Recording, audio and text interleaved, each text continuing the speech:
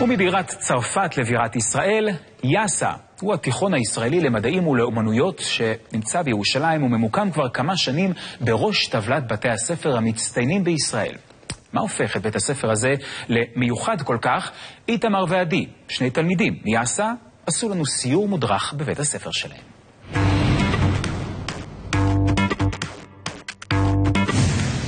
שלום, אני איתמר, אני תלמיד מגמת אומנות בבית ספר פה. אני עדי, אני בת 16 וחצי, אני גרה פה בפנימייה. אני לומד אומנות גם, ופיזיקה ואסטרופיזיקה גם. אני לומדת מדעי הרוח בכיתה י"א.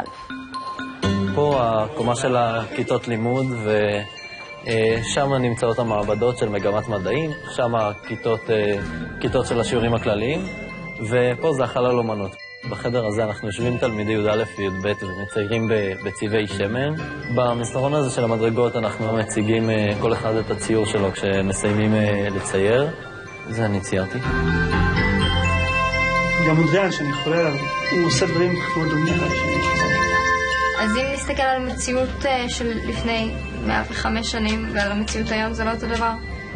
בחרתי ללמוד כאן בעיקר בגלל המגמת אמנות. אמרתי לעצמי, טוב, בוא ננסה, מה יקרה? ואז עברתי שלב ועוד שלב ועוד שלב. ואז פתאום אני כאן.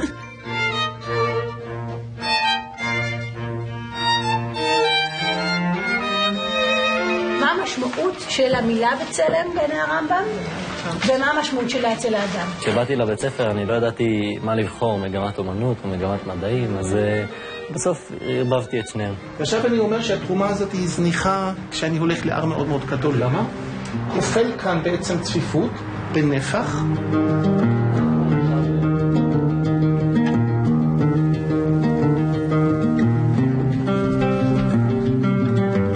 רוב הזמן שאנשים שומעים שאנחנו בפנימייה, אז קצת פותחים עיניים, וכזה, תמיד פנימייה זה בקונוטציה קצת שלילית של... מה קרה לבית שלך? כן, למה את לא בבית? למה ההורים שלך לא אוהבים אותך? אז תמיד כשאני אומרת, כן, אני במדעים ואומנויות, מה, איפה זה? בירושלים? איך את מסתדרת? אני גרה שם, אני בפנימייה.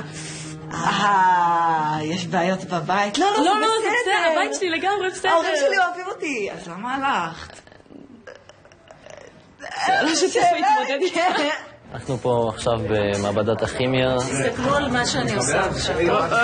הופכים את זה. זה ממש נראה כמו שמן פרפין. אחרי הקהילה פה, מבחינה חברתית הם מצוינים, המורים פה מדהימים, באים ללמד בשביל ללמד ולא כדי להעביר אותך בגרות. שמעתי על פנימייה ממכתב שקיבלתי במכוננים. אמרתי שאני אנסה, ואחרי הרבה בכי של אמא, אז בסוף באמת איכשהו התקבלתי. בא מרחוק, מאילת. כן, ונוסעת 6 שעות. וואו, זה המון נסיעה כדי להגיע, אבל את מרוצה שהחלטת לבוא לפנימיה אפילו שזה רחוק מהבית? כן, ברור מאוד. זה המבנה של בית הספר, וזה המבנה של הפנימייה, שם אנחנו ישנים ופה לומדים בכיתות. זה החדר שלי, פה אני גר כשאני בפנימייה, אני חי פה עם עוד 5 אנשים. פה אני גרה, בחדר 50. אצלי הכל בסדר. בהתחלה, כשבאתי לפה, היה נורא קשה להסתדר שאתה פתאום, אתה מגלה שיש לך רק מדף אחד ו3 מגירות לכל הדברים שלך, ואתה מין כזה, מה, איפה אני שם דברים? המרחק מהבית בהתחלה היה קשה, המרחק מהחברים היה יותר קשה, אבל הם מצליחים פחות או יותר לשמור על קשר. למטה של כל בניין יש מרפסת, ובמרפסת יש טלוויזיה ויש ספות ואפשר לשבת שם.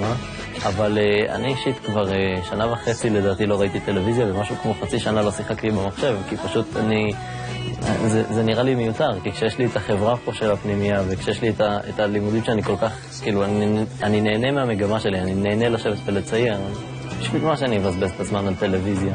לפייסבוק נכנסים מדי פעם מהטלפון בערב או מהמחשב הנייד, אבל זה לא יושבים כל היום על המחשב, כי פשוט אין שום סיבה לעשות את זה. זהו, הכל ממש טוב. לגור עם חברים זה ממש חוויה אחרת. זה מאוד.